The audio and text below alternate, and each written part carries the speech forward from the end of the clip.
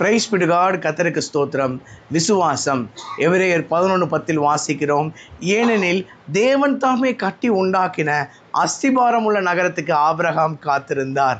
ஆபிரகாமுக்கு என்று ஒரு வெளிப்பாடு இருந்தது, தேவன் புதிய எருசலேமை கட்டுகிறார் என்று. இங்கு தேவன் கட்டுகிற ஒரு பட்டணத்தை நாம் பார்க்கிறோம்ல. பொதுவாக உலகத்தில் தலை சிறந்த கட்டிடங்கள், தலை சிறந்த பட்டணங்கள் எல்லாம் ஒரு சிறந்த கட்டடக்கலை நிபுணர்களால் கட்டப்பட்டிருக்கும். அவர்களையெல்லாம் உருவாக்கினவர் தேவன் தான் என்கிற பட்சத்தில் தேவன் கட்டுகிற கட்டடம் எவ்வளவு மாட்சிமை உள்ளதாக, எவ்வளவு மகிமை பொருந்தினதாக இருக்கும்ல. இந்த வசனத்தை நம்ம இன்னும் உற்று நோக்குவோன்னா, இங்கு கட்டுகிறவரும் தேவன் தான், உண்டாக்குகிறவனும் தேவன் தான். பொதுவாக ஒரு கட்டடத்தில் ஆர்கிடெக்ட்னு ஒருத்தர் தனியாக இருப்பாங்க, பில்டிங் இன்ஜினியர் என்று தனியாக ஒருத்தவங்க இருப்பாங்க. ஆனால் இங்கே தேவனே ஆர்கிடெக்டாகவும் இருக்கிறாரு, தேவனே கட்டுகிறவராகவும் இருக்கிறார்.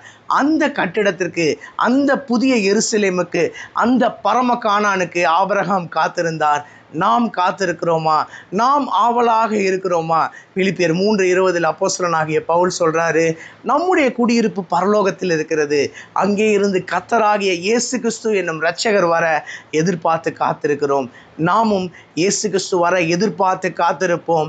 ஒரு நாள் பரம கானானுக்குள் அவரோடு இருக்கும் ஸ்லாக்கியத்தை பெறுவோம். என்னுடைய வாயின் வார்த்தை, என்னுடைய இருதயத்தின் தியானங்கள் கர்த்தருக்கு முன்பாக பிரீதியாக இருக்கட்டும். கர்த்தருக்கு சித்தமான இன்னொரு வீடியோ பதிவில் நாம் சந்திப்போம். God bless you all. Thank you so much.